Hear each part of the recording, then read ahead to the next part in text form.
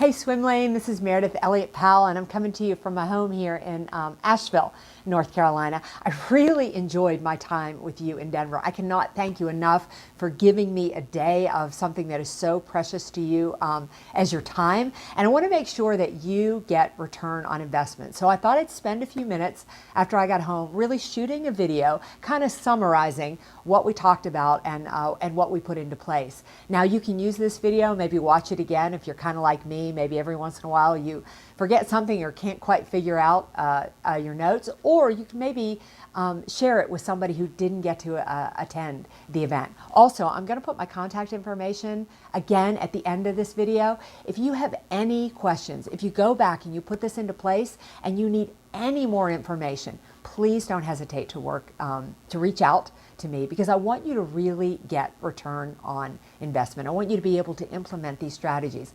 Listen, I had a lot of fun in Denver, but I also know that these strategies work. So let's go ahead and kind of wrap this up. Let's go ahead and put together, and let me just spend a few minutes talking about what we covered in Denver. We started off by talking about the fact that this marketplace is so different. We are living in a time when really the consumer, your prospect, is in control. Right or wrong, they believe that they can buy the product and service that you offer anytime, anywhere, and from anybody. So it isn't what we sell, it's how we sell it. That's the value of you as a salesperson. As I've said, I think salespeople are more important in today's marketplace than any other time, because the reason that people choose you, the reason that they're willing to pay your price, is because of the value that you bring to the table and the experience that you provide. But to compete in today's marketplace,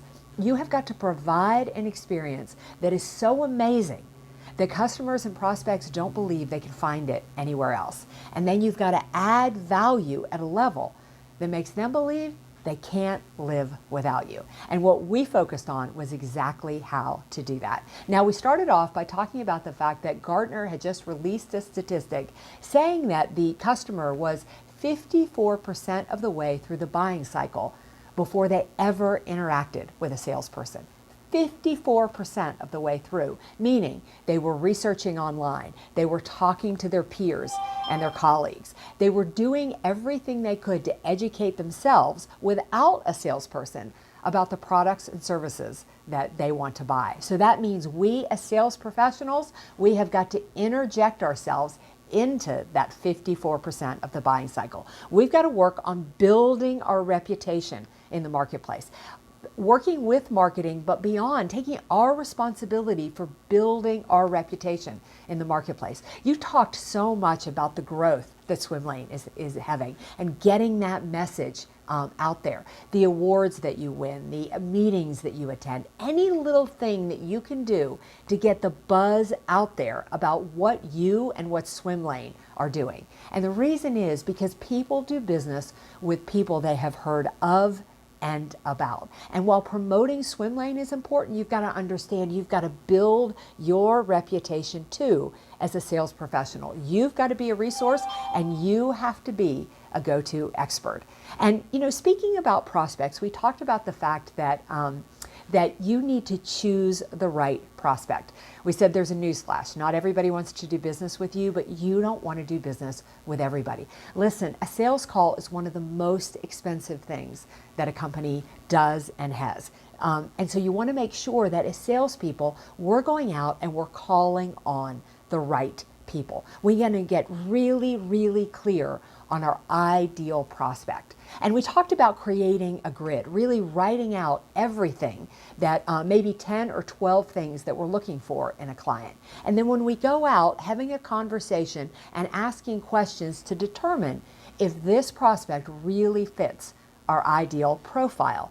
And the reason we want an ideal profile, it doesn't mean that we're going to say no to people who don't fit this profile.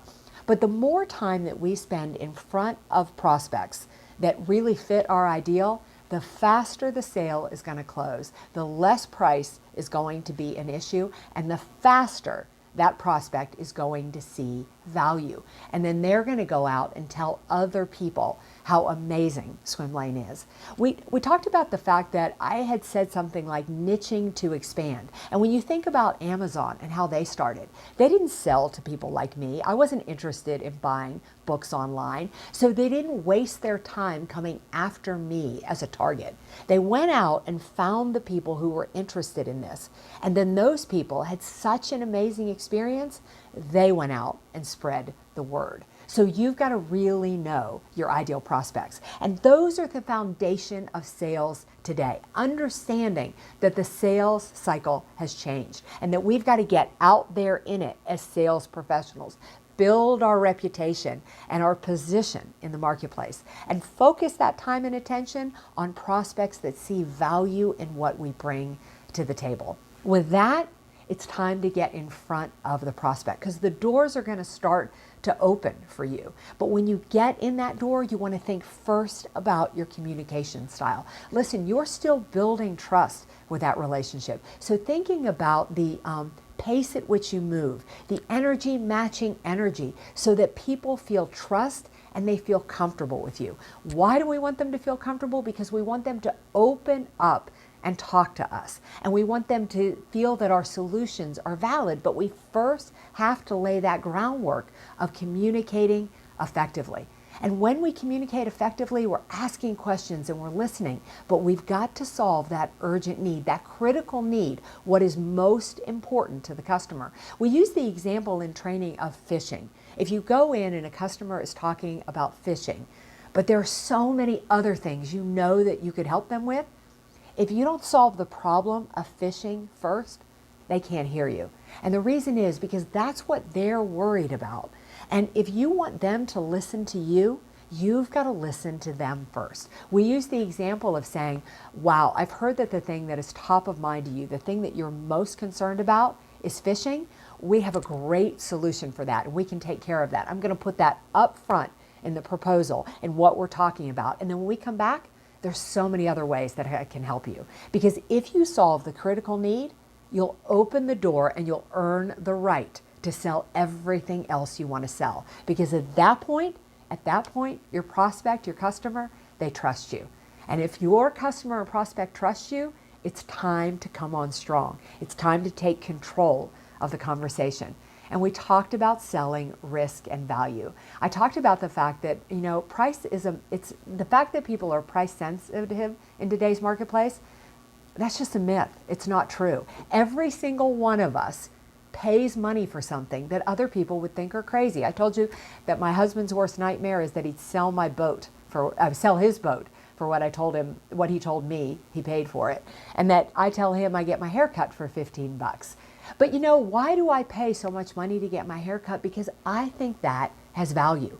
You've got to sell the same thing with Swimlane. I told you the story about that company that I worked for that makes accounting software based here in the US, and all their competitors are third world. They were getting hammered on price. And all we started to do was pick the ideal client and sell the risk and value.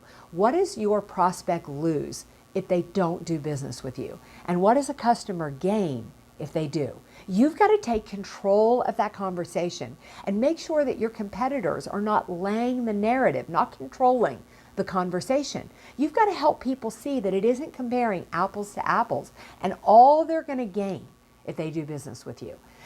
We talked about the fact that you may still lose the deal, but you've planted the seed. You've changed the expectation. So when they go to do business with your competitor, they're going to start to look for the things that you said you could offer above and beyond. And you open the door to have them come back through and do business with you. We talked about the 11th hour letter, making sure that every time you lose a deal, you send a note that says, it's fine, I understand. I hope that you have a great experience. But at any moment that you're not happy, that you're not satisfied, know that you can come back through my door. The 11th hour letter is so important because it gives the prospect, the customer, permission to come back to you. Listen, if I chose your competitor over you, I might be a little embarrassed to come back with egg on my face and say, you know what, you were right. It wasn't the experience that I thought it was. This is complicated. This is hard. I do need to be with somebody like Swimlane. So make it easy for your prospects to come back to you by giving them that 11th hour letter that says, I know, I understand, and you're welcome at Swimlane anytime you want to do business with us. And we talked about the thing that I am most passionate about, and that is the follow-up system, that the sale always happens in the follow-up system. You better be prepared with a strategic follow-up system. We talked about grading your prospects. I do mine at A, B, and C, where my really hot ones get a stronger cadence. My B, we're not quite there yet, so I'm not as strong with them. And my C's are people that I just stay in touch with in hopes that they'll do business with us one day. But the most important thing to remember about a follow-up system is that it needs to be nurturing. It really needs to be 70% about adding value to the relationship and 30% about asking for the business. Why? Because when a prospect says no or a prospect goes cold, they're not telling you that they don't want to do business with you. What they're telling you is you have not proven enough value. You have not given me enough information or enough education that says I need to pull the trigger and do business.